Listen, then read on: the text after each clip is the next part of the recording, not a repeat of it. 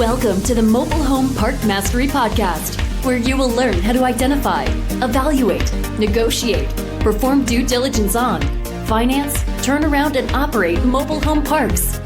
And now, here is your host, the fifth largest mobile home park owner in the United States, Frank Rolfe.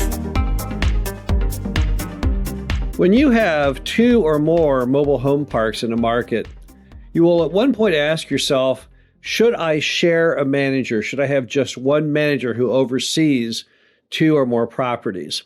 This is Frank Rolfe, the Mobile Home Park Mastery Podcast. We're going to talk about the concept of sharing managers. Now, it can be a good idea in some cases, but in other applications, a terrible idea. So I thought we'd go over some of the things you need to consider. First, you have to have somebody on site in every mobile home park at all times. So if you think you're going to successfully share a manager and by definition have nobody in the park they don't live in at any time, that won't work. So you're going to have somebody, typically called an assistant manager, who is there on location. Why? Because you've got to have a warm body there to report such items as weather problems and utility problems and police presence and those type of things. So every park must have a person. Now, if you have that person, if that's the assistant manager and you want to share a more high-level person, the full manager between properties, that's one thing. But when you talk about sharing a manager, make sure what you're not talking about is leaving one property unguarded with nobody physically present. That is going to get you into a lot of trouble. You've got to have somebody there. Now, what do you want to title them is completely up to you. But you have to always have one person on each property. Also, if you have any vacant park-owned homes, it can make the concept of sharing very, very difficult. Because what do you do when you have vacant homes? Someone has to show the homes. If your manager is not physically present, if that manager oversees multiple properties and so is not in that property at all times, how are you going to show the home? You've got to have a plan. Now, if your manager is so good at what they do that they can organize all their showings around certain set days that they will be on property, then it might work. For example, if they said, well, I'll be on that property on Monday, Wednesday, and Friday, and the other property on Tuesdays and Thursdays, and anyone who calls in, they say, yeah, I'd love to show you the home. Just come in Wednesday at 7. Okay, now we have a shot. But if it's kind of instead like, okay, well, yeah, I'd love to show it to you, but I can't be there for a couple hours, or I don't get there until next week. That's really not going to work. The customer's going to move on to another option. So if you have homes, it makes sharing really, really difficult. Another way you can get around that showing issue would be to have somebody who lives on site do nothing more than unlock the homes that are vacant and then lock them back at a certain time each day. And then the shared manager can say, yeah, we'd love to show you the home. Just come on by any day you like. Our show homes are always available between the hours of X and Y. So there's an option. Or you might have somebody who is there on site. Let's say the person who's your warm body who reports problems, that they have no sales ability. You actually, as long as you have these homes you're trying to sell, you have another person. You might call them the sales person. They can then show and sell the homes in the absence of the manager being there. And in addition to that person who is your kind of warm body reporter. And the reason you want to structure it that way is often people who are good about telling you of things that are going on property, that assistant manager configuration, don't have any sales skills because those aren't typically the kind of roles that you need that work well for sales. And when you have homes to sell, that's typically a temporary phase. So you could bring in an additional person strictly on commission, and that could help bridge the gap. So that on the shared property with the manager not always present, that gives you one more way to try and get homes sold. Another consideration is how far is it between these parks? How far is too far for you to actually share? Well, we have found from experience that typically you can have a manager who shares parks over, for example, a metro area. We have a manager who oversees all 3 of our mobile home parks in St. Louis, and they do a great job of it. However, you can drive between those properties from the farthest end to the farthest end is about an hour drive. So that is not a ridiculously far amount. However, we've also tried in the past doing them in farther distances. And the problem is when you get over basically an hour, if you have a distance between properties of 2 or 3 hours, it probably isn't going to work very well. It's simply too far. Invariably, when your distances are that big, when you're talking a round trip of, let's say, 4 hours for them to go from park 1 to park number 2 and back, they're just not going to do it. Now, on the front end, they'll talk a big game. Well, yeah, I'll go out there and I'll be at every property every other day, but they're not going to. It's too much driving. So instead, what they'll do is they'll just let one kind of fall behind.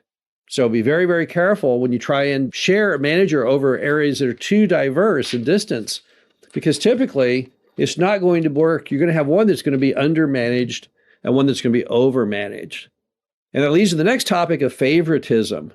When you share a manager over several properties, they tend to always want to hang out at the one where everything is going well and all the customers are happy. It's just human nature. They don't really want to go to the one where people are unhappy and things aren't going that well. And the problem is you need them at the bad one. You need them at the unhappy one to make things right again. So one issue when you share the manager often is the manager will want to devote all their time to the property that you want them to devote the least amount of time to. And that can be a real issue when you have one manager who shares. Also, if you want to get into the sharing game, it's very, very important that you get your rent collections changed over to ACH or online payment. Why is that? Because when your manager is not there all the time, you lose that presence for collections. In a lot of mobile home parks, not too long ago, before ACH became more dominant, collection of rent came in the form of checks or money orders deposited maybe through a slot in the office door or a drop box. And your manager had a very active role in picking up those checks and money orders and depositing them, typically daily at the start of the month. Well, you lose that ability when your manager is shared. So one big thing you can do if you want to share managers, you can pave the way by instituting a more aggressive plan to get people signed up onto ACH. We've gone from virtually zero to about 92% online payment. And that gives us more of an ability to share managers and do more customized manager features because collections are no longer a big part of the manager's job. And don't forget the size of the park you're talking about also would have some degree of bearing on whether you should share or not. If you have a park that's 100 spaces or larger, you are definitely going to want to devote a full-time manager to just that property. It would be wrong to share a manager on a large property like that because that is so valuable in today's market. A 100-space park in most parts of America will give you a valuation per lot of, let's say, $50,000 and more, which means that 100-space park is a $5 million property. You would never have a $5 million property that has any less than the best full-time manager. Can you imagine a McDonald's that instead of having a McDonald's manager shares it between several McDonald's?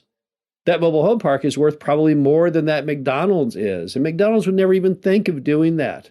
Typically, when you share a manager over properties, they are typically smaller properties, but there is an exception.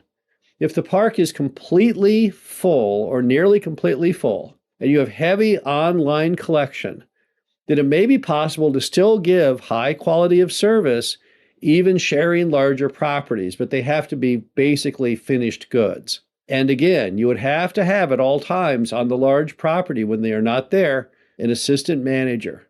But it just doesn't make a whole lot of sense often to share managers when you have a very, very large property.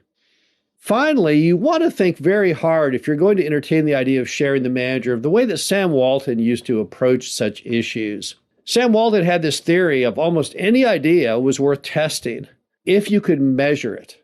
So how do you measure the success or failure of the manager? Well, we know there are key metrics. The collections, the occupancy, the property condition. These are all very real and tangible numbers.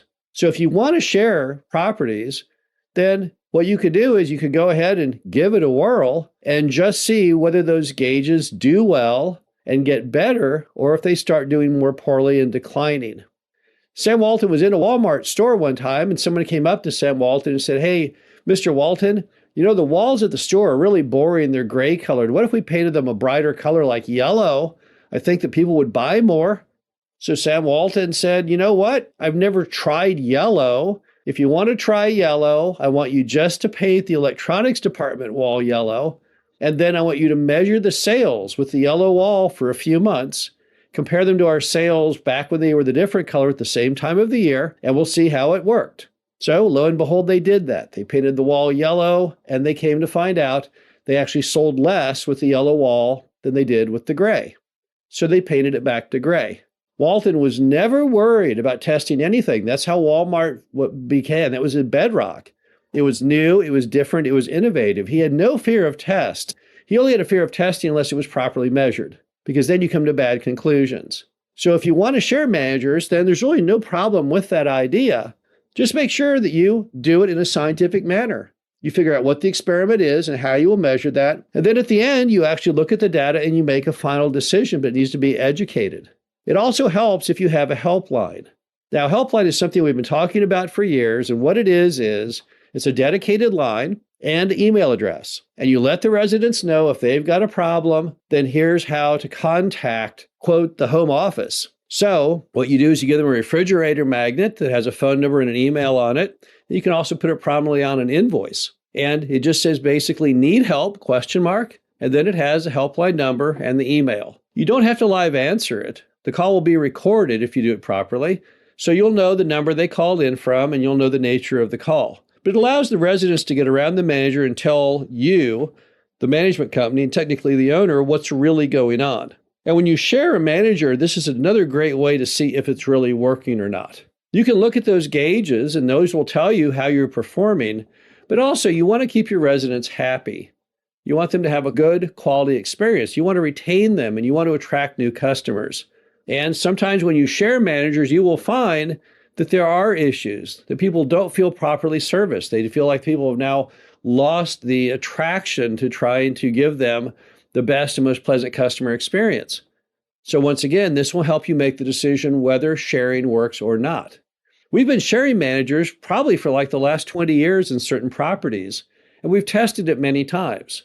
And we've grown to kind of had a knack on whether sharing them works or not. And it doesn't work for all properties, but it does work for some. It's not always a cost-cutting measure. Some people think that sharing is a great way to reduce cost.